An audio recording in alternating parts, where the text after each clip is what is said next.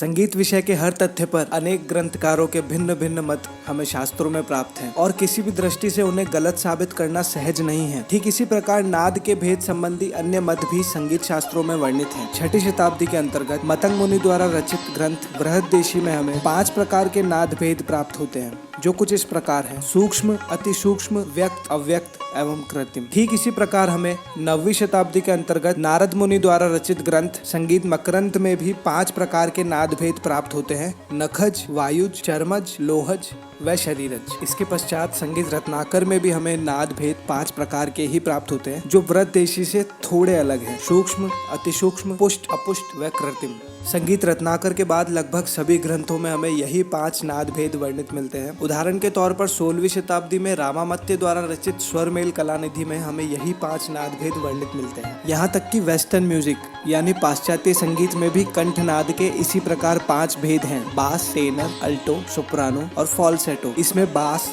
और टेनर पुरुष कंठ को, अल्टो और सोप्रानो स्त्री कंठ को तथा फॉल्सेटो कंठ विस्तार से आगे की महीन बनावटी आवाज को दर्शाता है। नाद को बेहतर समझने के लिए नाद के लक्षण व विशेषताएं जानना बहुत जरूरी है। मुख्य रूप से नाद की 3 विशेषताएं हैं: तारता यानी नाद का ऊंचा नीचापन, जिसे हम पिच कहते हैं; तीव्रता यानी नाद का छोटा बड़ापन, जिसे हम लाउडनेस कहते हैं; और नाद की जाति अथवा गुण, जिसे हम टिम्बर कहते हैं। ये तीनों विशेषताएं कैसे काम करती है, आइए जानते हैं। तारता से तात्पर्य ध्वनि के ऊंचे नीचेपन से है। हम यह अनुभव करते हैं कि स्वर एक दूसरे से ऊंचे नीचे हैं। सा से रे से ग की ध्वनि क्रमश ऊंची तथा ध से प और ग से रे स्वर नीचे हैं। नाद की तारता अथवा ऊंचाई नीचाई का संबंध ध्वनि की आवृत्ति अथवा आंदोलन संख्या से है। अधिक आवृत्ति वाला स्वर ऊंचा और इसके विपरीत कम आंदोलन वाला स्वर नीचा होता है। प्राय सभी प्रकार की आवृत्ति युक्त ध्वनियों को मनुष्य के कान ग्रहण नहीं कर सकते हैं। कम से कम 16 तथा अधिकतम 38,000 की सीमा तक की ध्वनियां ही कान ग्रहण कर सकते हैं। सांगीतिक ध्वनियों में यह सीमा न्यूनतम 40 तथा अधिकतम 4,000 आवृत्ति तक सीमित है। तीव्रता से तात्पर्य नाद का छोटा बड़ापन है। उदाहरण के तौर पर अगर किसी वाद्य पर हल्का आघात किया जाए तो नाद छोटा उत्पन्न होगा, और अगर आघात जोरदार हो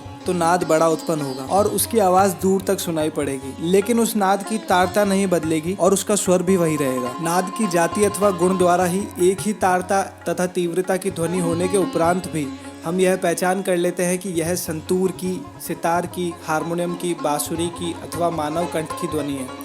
प्राय दैनिक जीवन में भी हम प्रत्येक प्रकार की ध्वनियों का भेद अलग अलग करके पहचान लेते हैं कि ध्वनि किसकी है, यथा माता, पिता, भाई, पक्षी आदि। विभिन्न वाद्यों के स्वरों में भिन्नता होने का कारण भी नाद का यही गुण है। प्रत्येक वाद्य के सहायक नादों की संख्या, उनका क्रम और प्राबल्य एक दूसरे से भिन्न होता है। इसी को नाद की जाति अथवा गुण कहते हैं।